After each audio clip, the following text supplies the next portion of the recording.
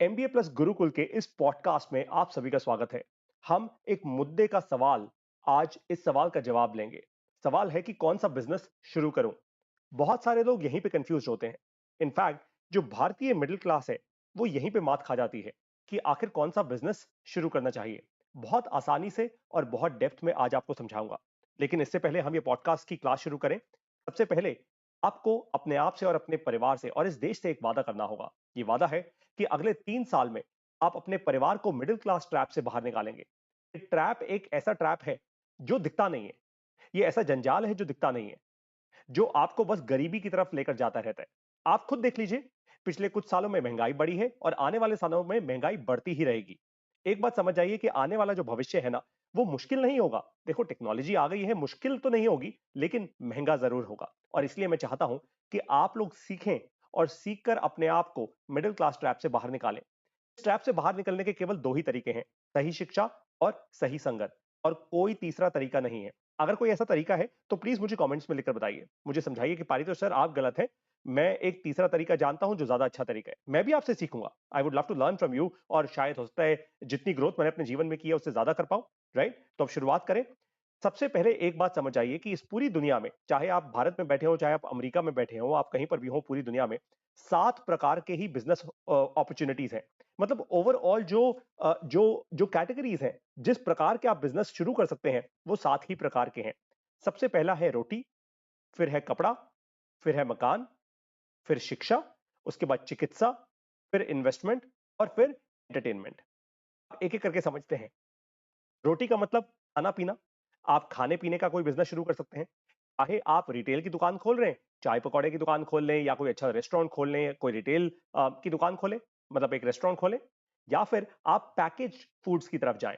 आप package drinks निकाल लें, पैकेज कॉफी निकाल लें। आप अब कुछ हो सकता है पाउडर फॉर्म में निकालें, कुछ हो सकता है रेडी टू कंज्यूम फॉर्म में निकालें। लेकिन आप उस फॉर्म में करें। अब आप एक बात समझ जाइए, जब भी आप कोई ऐसा बिजनेस शुरू करेंगे वो बी टू सी बिजनेस होगा, मतलब डायरेक्ट टू कंज्यूमर बिजनेस होगा। डायरेक्ट टू कंज्यूमर किसी भी बिजनेस में सबसे बड़ा चैलेंज जो होता है वो होता है ब्रांडिंग का।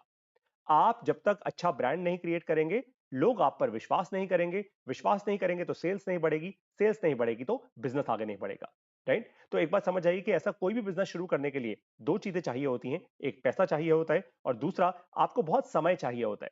भाई, ब्रांड भी ऐसे थोड़ा बन जाता है, कोई 1-2 साल की कहानी तो नहीं होती। आपको बहुत बहुत बहुत साल लग जाते हैं अपने अपने कस्टमर्स के साथ विश्वास जनरेट करने के लिए। राइट, तो अगर आप रोटी में कोई बिजनेस करने वाले हैं तो ऐसा कीजिए। कोई छोटी मोटी शुरुआत करनी है, जैसे बहुत सारे लोग करते हैं, भाई घर पे महिला है और कोई टिफिन का बिजनेस शुरू कर दिया। आजू बाजू ऐसे पीजी हैं, गेस्ट हाउसेस हैं, जहां पे आप अपना घर का बना खाना आप शेयर करती हैं। इसमें एक और प्रकार का बिजनेस आ सकता है जो धीरे धीरे फिर डी टू सी ब्रांड बन सकता है, और वो है क्विक कंज्यूमेबल्स का। जैसे मान लीजिए पापड़ हो गया। अब पापड़ आप क्विक कंज्यूमेबल फॉर्मेट में, या आजकल फाफड़ा, जो गुजराती डिश है, लोग वो भी बनाते हैं। लोग पराठों को भी एक तरीके से प्री कुक्ड या सेमी कुक्ड फॉर्मेट में शेयर करते हैं। तो ये कुछ आइडियाज हैं जो आप इंप्लीमेंट कर सकते हो, और ये क्विक आइडियाज हैं। राइट, ये आप कल इंप्लीमेंट कर सकते हैं अगर आप चाहें। मतलब लिटरली अगर आपको कोल्ड कॉफी बेचनी है और कोल्ड कॉफी की एक दुकान शुरू करनी है, वो आप चाहें तो अगले 10 दिन में शुरू कर सकते हैं। It is not even a joke. आपको कोई बहुत बड़ा आउटलेट खोलने की जरूरत नहीं है। आप पैकेज तरीके से कीजिए। आज आप देखिए हल्दीराम्स भी करते हैं। आप हल्दीराम्स पे जाइए, आप कोल्ड कॉफी का ऑर्डर दीजिए तो वो आपको बॉटल्ड कॉफी देते हैं। वो आपको फ्रेश कॉफी बना के नहीं देते, by the way. Right, that's a point. अब आती है बारी कपड़ा। कपड़ा तो बड़ा ऑब्वियस सा है। अब कपड़े में आप मल्टीपल चीजें कर सकते हैं। देखिए, मेरा ऐसा मानना है कि कपड़े का रिटेल ऑलरेडी हाईली कंपेटिटिव है। राइट, अब अनलेस एंड अनटिल आपकी बहुत मैसिव ऐसी बाइंग हो, मतलब आप करोड़ों करोड़ों रुपए की बाइंग कर रहे हो कि आपको बहुत सस्ता कपड़ा मिल रहा हो, फिर तो आप मार्जिन बना पाओगे, वरना नहीं बना पाओगे। तो इसका तरीका क्या है? तरीका यह है कि आप कुछ ऐसा नीश क्रिएट कर दो कि आपके उस प्रकार का कपड़ा लोग खरीदना चाहें। सो फॉर एग्जांपल, आजकल यूथ जो है, युवा जो है, वो कूल कूल शर्ट्स पहनना चाहते हैं, T shirts. Right, printed T shirts 600 से 900 रुपए, मैंने दो दो ढाई ढाई हजार रुपए की प्रिंटेड टी शर्ट्स देखी हैं। लोग खरीदते हैं और लोग बिना किसी संकोच के खरीदते हैं। राइट, लेकिन ये बात समझ जाइए, ये वो लोग हैं जो जो अर्बन एरियाज में है, दिल्ली, मुंबई, बेंगलोर, कलकत्ता, ऐसे अर्बन एरियाज में हैं जहां पे उनकी उनकी खरीदारी की कैपेसिटी बहुत हाई है। तो आप वो कर सकते हैं। या फिर आप कपड़े को एक कंप्लीटली डिफरेंट सेंस में लेके जा सकते हैं। सो फॉर अभी तो मैंने यूथ बोला, वो एक एक बहुत बड़ा सेगमेंट है और बहुत फैला हुआ सेगमेंट है। अब आप बोल सकते हैं पारितो सर हमें स्पेसिफिक करना है। फॉर एग्जांपल हम विमेन को टारगेट करना चाहते हैं और ऐसी विमेन जो केवल साड़ी पहनना पसंद करती हैं, तो आप साड़ी के प्रकार का एक कपड़ा एक एक, एक ब्रांड क्रिएट कर सकते हैं। और उसमें भी आप बहुत स्पेसिफिक हो सकते हैं कि भाई हम तो सिर्फ शादियों की साड़ियां बनाएंगे, या हम तो केवल ऐसे सूट बनाएंगे, या हम तो केवल वैसे सूट बनाएंगे, stuff like that, right, got it. उसके बाद बारी आती है मकान की। ये मकान का मतलब क्या है? मकान का मतलब सिर्फ ये नहीं है कि आप कोई बिल्डर या रियल एस्टेट बिल्डर बन जाएं कि अब भाई मैं लोगों के लिए मकान बनाऊंगा, नहीं। मकान में मल्टीपल चीजें हैं। फॉर एग्जांपल, एक तो हो गया कि भाई आप लोगों के मकान बना रहे हो, आप स्ट्रक्चर्स क्रिएट कर रहे हो। दूसरा हो गया कि आप बहुत बड़े लार्ज स्केल के बिल्डर हो, आप टाउनशिप्स क्रिएट करते हो। तीसरा हो गया कि आप इंटीरियर डेकोरेटर हो, भाई बिल्डिंग बन चुकी है, आप इंटीरियर करते हो लोगों के लिए जाके। अब हो सकता है आप इसको बड़े स्केल पे करो, बड़े बड़े प्रोजेक्ट्स के लिए करो, या फिर आप लोगों के घरों में जाके करते हो, बी टू सी किस्म के प्रोजेक्ट्स लेते हो। बहुत सारी आजकल ऐसी वेबसाइट्स हैं जहां से आप इंटीरियर डेकोरेटर्स हायर कर सकते हो। फिर एक और प्रकार आता है, ये प्रकार आता है जहां पे आप रेडी टू मेड जो घर होते हैं वो लेते हो। सो फॉर एग्जांपल, मान लीजिए आपका घर है, राइट। अब घर की छत है, छत पे आपको कमरा बनवाना है। अब छत पे गवर्नमेंट के लॉज के हिसाब से आप पक्का कमरा नहीं बनवा सकते, तो आप क्या करते हो? आप कुछ ऐसे लोगों के पास जाते हो जो आपको बने बनाए शेल्टर्स जो होते हैं ना, कमरे, चाहे वो प्लास्टिक के हों, चाहे वो डिफरेंट मटेरियल्स के हों, वो आपके छत पे आके इंस्टॉल कर जाते हैं। तो वो भी अपने आप में मकान का एक एग्जाम्पल है। मकान में और भी बहुत सारे एग्जाम्पल्स हैं। मकान के अंदर टूट फूट भी आती है, रिपेयरिंग भी आती है। So for example, plumber, electrician, लकड़ी वाले का जो काम होता है वो भी मकान के अंदर ही आता है। ये भी बिजनेसेस हैं अपने आप में, राइट। अगर आप अच्छी सर्विसेज, अच्छी क्वालिटी की सर्विसेज दे सकते हो तो अच्छा चार्ज भी कर सकते हो। एक और इंपॉर्टेंट चीज है, मकान के अंदर अगर आप एक रिटेंशन वाला बिजनेस क्रिएट कर जाओ। सो फॉर एग्जांपल, मान लीजिए कि आप एक प्लम्बर है या आप एक इलेक्ट्रिशियन है। अब आप लोगों को ये कहें कि देखिए सर, आपके घर में 8 साल हो गए, 10 साल हो गए आपका घर बना, राइट। वायरिंग हर 10 साल में फंडामेंटली चेंज होनी चाहिए, या हर 20 साल में चेंज होनी चाहिए, हर 25 साल में चेंज होनी चाहिए, राइट। तो आप लोगों को जाके ये बताइए कि आप मुझे हायर कीजिए, मैं और मेरी टीम आके कंसिस्टेंटली आपकी वायरिंग को टेस्ट करेंगे, राइट। हम लोग टेस्ट करेंगे सर आपके घर में शॉर्ट सर्किट कभी ना हो, राइट। आपके घर में भगवान ना करे आग लगने के चांसेस ना हो। सो उसके कारण आपने क्या किया? आपने जेन्युइन वैल्यू क्रिएट कर दी, राइट। उसके बाद बारी आती है शिक्षा की। ये शिक्षा बहुत इंपॉर्टेंट है। बहुत इंपॉर्टेंट इसलिए कह रहा हूं क्योंकि आज भारत देश के लिए इतनी बड़ी मिडिल क्लास है, इतने सारे युवा हैं आज हमारे भारत देश में जो कंप्लीटली गलत दिशा में जा चुके हैं, thanks to social media.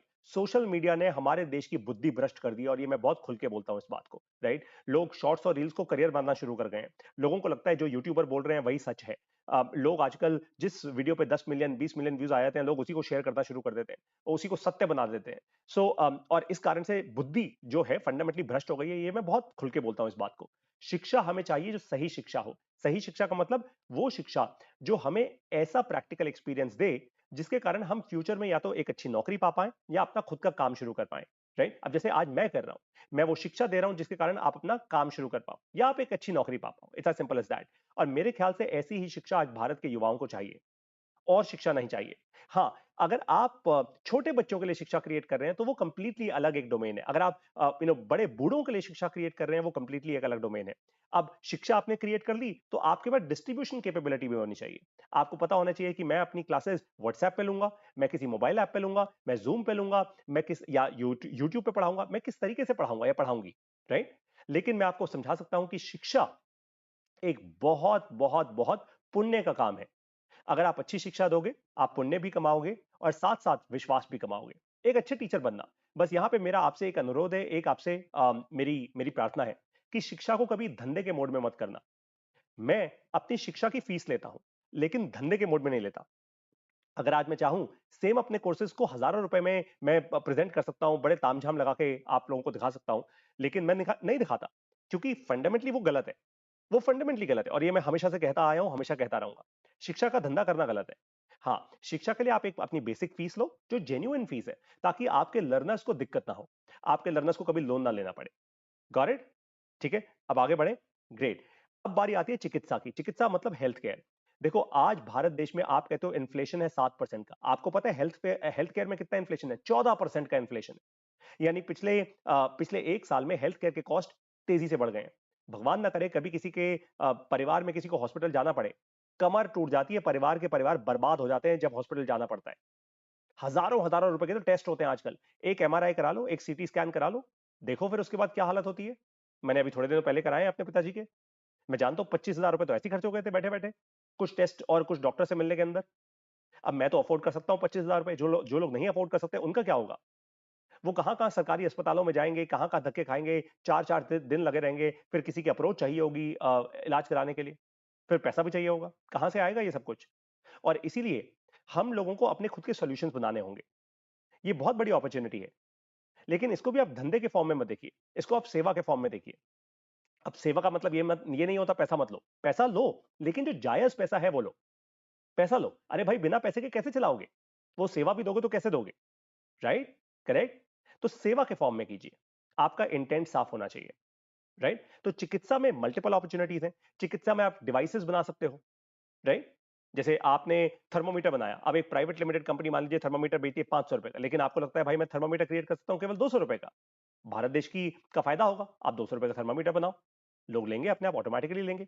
Right? हो सकता है कि बहुत सारे लोग हैं जो आजकल छोटी छोटी चीजें, जैसे लोगों के एड़ियों में दर्द होता है, अब एड़ियों में दर्द को कम करने के लिए सॉफ्ट सोल्स आती हैं, आपने देखी होंगी, आप जूतों के अंदर पहनते हैं, बहुत सारे लोग पहनते हैं सॉफ्ट सोल। किसी अच्छी बड़ी प्राइवेट ब्रांड के आप सोल्स ले लो, आराम से, कुछ नहीं तो मरे से मरा आपको 1000 से 2000 रुपए के बीच में सॉफ्ट सोल्स बेचते हैं। अगर आपको लगता है आप ये 600 रुपए में कर सकते हो तो बिल्कुल करो, लोगों का भी फायदा होगा, आपका भी फायदा होगा। राइट? आप नए जूतों का डिजाइन बना सकते हो, नई चप्पलों का डिजाइन बना सकते हो, ये सब कुछ चिकित्सा में आता है। चिकित्सा का मतलब हॉस्पिटल खड़ा करना नहीं होता, चिकित्सा हर प्रकार का है। अगर आप एक ऐसे डॉक्टर बन सकते हो जो अपना कुछ समय अलग से हर दिन एक अफोर्डेबल फॉर्मेट में दे सकते हैं, बिल्कुल दो। राइट? आप ऑनलाइन अगर लोगों को देख सकते हो, आप वैसा करो। तो मल्टीपल अपॉर्चुनिटीज हैं। हाँ, अगर आप एक लार्ज स्केल पे जाना चाहते हो तो ऑफ कोर्स या तो आप प्रोडक्ट का या तो कोई ऐसा प्रोडक्ट इनोवेट करो जिसका कि आपको पैटेंट भी मिल सके। वरना होगा ये कि आपने एक प्रोडक्ट बनाया, कोई ना कोई उसको compete करके, कोई ना कोई कॉपी करके वो प्रोडक्ट बनाएगा ही बनाएगा, that is for sure. Bharat में नहीं होगा तो चाइना में बन जाएगा। राइट? तो कभी ना कभी आपकी मार्केट गिरेगी गिरेगी। तो एक बात समझ आइए कि चाहे वो चिकित्सा का काम हो, चाहे वो कोई और काम हो, आपको कंसिस्टेंटली इनोवेट तो करते ही रहना होगा। मैं उसमें बाद में आऊंगा। राइट? सो चिकित्सा में आपके पास अपॉर्चुनिटी ये है कि भारत देश में अगर आपको वॉल्यूम्स में काम करना है, लाखों करोड़ों लोगों तक पहुंचना है, तो आपको प्राइसेस कम करने होंगे। ये कोर फंडामेंटल है, जो शिक्षा में भी है वही चिकित्सा में भी है। Got it? Fantastic. By the way, इसको करने का एक और तरीका है। जरूरी नहीं है कि आप, अब जैसे लोग कहते हैं भाई एमआरआई की मशीन ही इतनी महंगी आती है, अब हम क्या करें? उसकी शीट्स, उसकी मेंटेनेंस, ये सब कुछ इतना महंगा है। तो भाई आप कम्युनिटी ड्रिवन हॉस्पिटल्स बना सकते हो। जैसे मान लीजिए आपने 2 गांव को मिला के एक एमआरआई मशीन कहीं इंस्टॉल कर दी। आपने 3 4 5 गांव को मिला के उतना पैसा इकट्ठा किया, एक एमआरआई मशीन इंस्टॉल कर दी, या एक सीटी स्कैन मशीन इंस्टॉल कर दी, जिसके कारण सभी का फायदा हो गया। राइट? तो लेकिन जब 5 गांव मिलके उसका पैसा देंगे तो सभी को थोड़ा थोड़ा पैसा देना होगा। तो कम्युनिटी लिविंग, मुझे ऐसा पर्सनली लगता है कि भारत देश में कम्युनिटी लिविंग शिक्षा के फॉर्मेट में और हेल्थ केयर के फॉर्मेट में बहुत बहुत बहुत इंपॉर्टेंट है। इनफैक्ट मैं भी एमबीए प्लस को गुरुकुल के फॉर्मेट में बनाता जा रहा हूं ताकि कम्युनिटी इसको सपोर्ट करे। राइट? एक इंसान को ज्यादा पैसे ना देने पड़े, खूब सारे लोग जब मिलकर देंगे तो होगा क्या कि एमबीए प्लस भी बढ़ता जाएगा, हम अच्छी शिक्षा भी देते रहेंगे, और साथ साथ सभी के पॉकेट पे कम जोर आएगा, कम प्रेशर आएगा। करेक्ट? छठा होता है इन्वेस्टमेंट। इन्वेस्टमेंट का मतलब आप किसी को एडवाइस दे रहे हो, भाई म्यूचुअल फंड में पैसा लगाओ, अपना पोर्टफोलियो ऐसे क्रिएट करो, वेल्थ ऐसे मैनेज करो, इस तरीके से अपनी इनकम बढ़ाओ। राइट? और ये नकली एडवाइस नहीं, ये वो आजकल जो फ्री में यूट्यूब पे फालतू की एडवाइस है वो सब नहीं कह रहा। जेन्युइनली अगर आप म्यूचुअल फंड डिस्ट्रीब्यूटर बनना चाहते हैं तो जाइए, एआरएन नंबर लीजिए। अगर आप इंश्योरेंस डिस्ट्रीब्यूटर बनना चाहते हैं तो अपना आईआरडीएआई का जो एग्जाम होता है वो दीजिए, प्रॉपरली अपना लाइसेंस लीजिए और बनिए। सीखिए, पहले सीखो। आजकल जो बहुत सारा शॉर्ट सर्किट हुआ पड़ा है ना मार्केट के अंदर, कि मैं तुम्हें ये सिखा दूंगा, मैं तुम्हें वो सिखा दूंगा, भाई वो सब नहीं करना है प्लीज। इन्वेस्टमेंट का बिजनेस करो, और ऐसे ठोक बजा के करो कि आप सिंसेरिटी के साथ अपने कस्टमर्स को बता पाओ that yes I can create returns for you. Right? और धीरे धीरे करते करते करते जब आपके पास खुद का एक्सपीरियंस आ जाए, फिर आप अपने इस छोटे से काम को एक प्रॉपर वेल्थ मैनेजमेंट कंपनी में कन्वर्ट कर सकते हैं, जिसको पीएमएस भी कहा जाता है, उसको कहते हैं portfolio management services. So for example आप पारितोष शर्मा के पास आ सकते हैं और आप बोल सकते हैं पारितोष जी, अगर आपका 20 लाख का पोर्टफोलियो है तो हम 20 लाख रुपए आपके हम मैनेज करेंगे, हम आपको इतना रिटर्न ला के देंगे जिसमें से फिर हम अपनी एक मैनेजमेंट फीस लेंगे, जो जनरली 1.5 से 2% की होती है। बिल्कुल लो भाई, क्यों नहीं, मुझे भी पैसा बना के दो, आप भी पैसा बनाओ। राइट? लेकिन वो कुछ सालों बाद होगा जब आपके पास उतना एक्सपीरियंस आ जाएगा। तो इनिशियली क्या करो, इनिशियली आप एक सिंगुलर इंसान, एक फ्रीलांसर की तरह आगे बढ़ो, अपना पोर्टफोलियो बनाओ। पहले अपना पोर्टफोलियो बनाओ, मार्केट्स को सीखो समझो, उसके बाद लोगों तक जाओ। तुरंत पैसा बनाने के पीछे मत भागो। और इसमें रेवेन्यू कैसे आता है वो बहुत आसान है। देखिए, दो प्रकार से रेवेन्यू आता है। या तो आप कंसल्टिंग देंगे किसी को, भाई आपकी कंसल्टिंग के कारण कोई इंसान अच्छे से इन्वेस्ट कर पाएगा। सो फॉर एग्जांपल, मान लीजिए आप किसी बड़े एक एचएनआई के पास गए जो 100 करोड़ रुपए इन्वेस्ट करना चाहता है, राइट? वो 100 करोड़ रुपए इन्वेस्ट करना चाहते हैं in a large real estate project. अब आपने उसको बड़ी अच्छी एडवाइस दे दी। एडवाइस देने का आपने उससे पैसा चार्ज किया, तो ये कंसल्टिंग असाइनमेंट होता है। दूसरा होता है जब आप लोगों के पास गए और आपने लोगों को समझाया कि अपना पैसा कैसे इन्वेस्ट करना है, तो आपने इंफॉर्मेशन का चार्ज किया। तीसरा होता है जब लोग आपको पैसा देते हैं, आप उनसे पैसा लेते हैं अपने बैंक में, और आप उनका उस पैसे को मैनेज करते हैं। आप उनके बिहाफ पे उनका पैसा इन्वेस्ट करते हैं मार्केट्स में, आप रिटर्न्स जनरेट करते हैं, और रिटर्न जनरेट करके खुद अपनी एक फीस ले लेते हैं, जो लिखी लिखाई होती है, प्रॉपर कॉन्ट्रैक्ट होता है, एग्रीमेंट होता है। आप वो फीस लेते हैं और बाकी पैसा आप अपने कस्टमर को फायदे में दे देते हैं। Got it? सातवां जो और आखिरी प्रकार का जो बिजनेस होता है वो है एंटरटेनमेंट। एंटरटेनमेंट मतलब सिर्फ नाच गाना और फिल्में नहीं होती। एंटरटेनमेंट हर जगह होता है। आप मॉल में गए, एक मॉल भी अपने आप में एंटरटेनमेंट है। मॉल रियल एस्टेट बिजनेस भी है। मैं वापस जाता हूं अपनी स्लाइड पे। मॉल मकान में भी आता है भाई, मॉल बनाया तो मकान हुआ ना वो, राइट? लेकिन मॉल एंटरटेनमेंट में भी आता है। भाई मॉल में इतना सारा एंटरटेनमेंट हो रहा है, जब आप शॉपिंग करते हो तो क्या मिलता है? एंटरटेनमेंट। जब आप पिक्चर देखते हो तो क्या मिलता है? Entertainment. By the way, entertainment सिर्फ वहां तक नहीं है। जब आप अपने घर में कोई पार्टी करते हो, कोक पेप्सी खरीद के आते हो, तो क्या होती है? एंटरटेनमेंट होती है। उस समय वो कोक और पेप्सी की जो सेल हो रही है वो किसके अंडर हो रही है? एंटरटेनमेंट के अंदर। तो सोचिए, कल को अगर आप एक ऐसा कोई बिजनेस क्रिएट कर दो जहां पे आप लोगों को बोलो कि आपके घर में छोटी छोटी पार्टीज हम ऑर्गेनाइज करेंगे, आपको कोई दिक्कत लेने की जरूरत नहीं है। आप बस हमें ये एक मुश्त अमाउंट दे दो and we will do it for you. ये एक बड़ा रैंडम सा आइडिया शेयर किया मैंने, लेकिन ऐसा है, of course this is just one of the वेग ideas that you can work upon. और एंटरटेनमेंट हर प्रकार का होता है। आप बच्चों के लिए एंटरटेनमेंट जोन्स क्रिएट कर सकते हो। आप सीरियस लोगों के लिए, बुक रीडर्स के लिए एंटरटेनमेंट जोन्स क्रिएट कर सकते हो। और एंटरटेनमेंट वहीं तक लिमिटेड नहीं है। एंटरटेनमेंट तो हर जगह है, जैसे मैंने आपको बताया, राइट? आप मान लीजिए ट्रेन में सफर कर रहे हैं। अब ट्रेन में सफर करते करते लोग बोर हो जाते हैं। जनरली उनके पास पढ़ने को क्या होता है? अखबार, या देखने को अपना मोबाइल फोन। अब हो सकता है आप वहां पे एक वाईफाई सर्विस शुरू कर दो। बाय डिफॉल्ट लोग आपके वाईफाई से कनेक्ट करेंगे, आपके पास लोगों का डेटाबेस भी आएगा, लोग आपको पे भी करेंगे। भाई 15 मिनट के लिए फ्री कर दो, 16वें मिनट से आप वहां पे 10 रुपए 20 रुपए चार्ज कर लो। एक ट्रेन में अगर 1000 लोग भी बैठे हैं और उनमें से 10% भी आपके लिए कन्वर्ट होते हैं, ऐसी हजारों ट्रेन की जर्नीज रोज हो रही हैं। करो। Got it? अब आप कहोगे कि पारे तो सही है, तो बहुत बड़े बड़े आइडियाज हैं, ऐसे तो नहीं हो पाएगा भाई, छोटे आइडियाज बताओ। तो छोटे आइडियाज बता देता हूं। आपने मान लीजिए एक एक ऐसा मेरा आइडिया बड़ा फेवरेट आइडिया है। यू नो एक समय था जब भारत देश में बहुत सारे मेले लगा करते थे। मेला हमारे लिए एंटरटेनमेंट का जोन हुआ करता था, तब तक ये मॉल्स वॉल्स नहीं हुआ करते थे, राइट? अब मेले बिल्कुल खत्म हो चुके हैं, लेकिन मेलों का फ्लेवर आज भी लोगों के दिमाग में है, लोगों के दिल में है। इमोशन बहुत स्ट्रांग है मेलों को लेकर, राइट? आप एक मेला क्रिएट करो, चाहे छोटे स्केल पर करो, अपने गांव में करो, अपने शहर में करो, अपने डिस्ट्रिक्ट में, अपनी तहसील में करो। एक छोटा सा मेला करो, 100 लोगों के लिए, 200 लोगों के लिए, 500 लोगों के लिए, राइट? ऐसे मेलों के फॉर्मेट को पूरे भारत देश में लेकर जाओ। बहुत पैसा बनाओगे आप लोग, दैट इज फॉर श्योर, और लोगों को खुशी भी मिलेगी।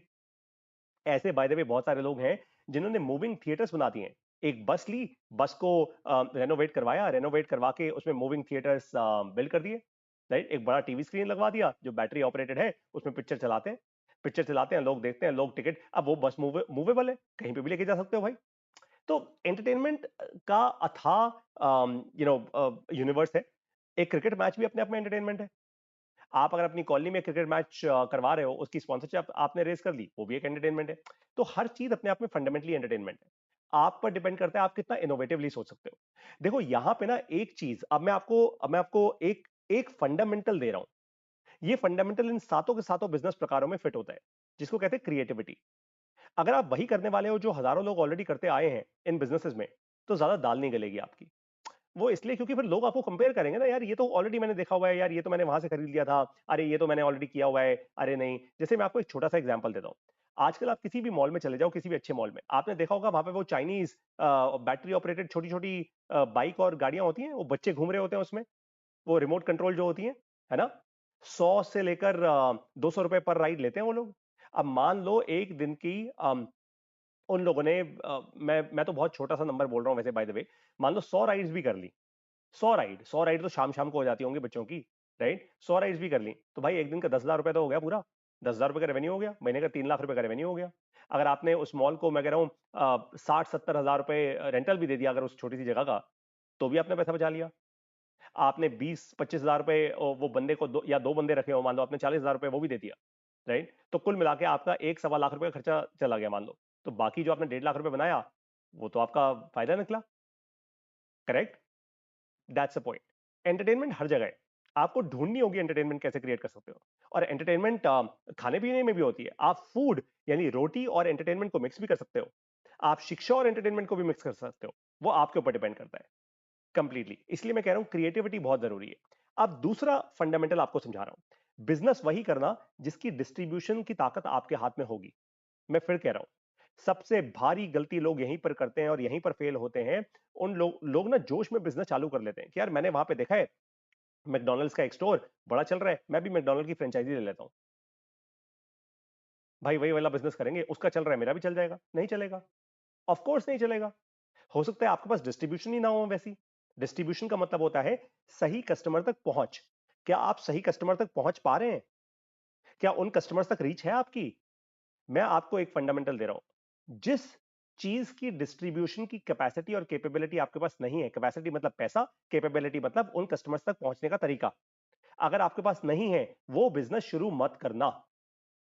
ये मत सोचना हेल्थ केयर में बहुत पैसा है, पारितोष सर ने कह दिया भैया शिक्षा में बहुत पैसा है तो मैं वहीं जाऊंगा। पैसे के पीछे भागोगे तो हमेशा मात खाओगे। पैसे के पीछे भागोगे तो हमेशा आपके साथ नुकसान ही होगा, 100% होगा। मैं शिक्षा क्यों दे रहा हूं? क्योंकि मैं फंडामेंटली एक शिक्षक हूं। मैं अच्छा पढ़ा सकता हूं। ये प्रूव हो चुका है, ये वैलिडेट कर दिया मैंने। अब अगर आप मेरी कॉपी करके ये सोच लेंगे कि मैं भी, आप भी एक अच्छे शिक्षक बन जाएंगे, हो सकता है आप ना हो सकता है लोग आपसे ना पढ़ना चाहें।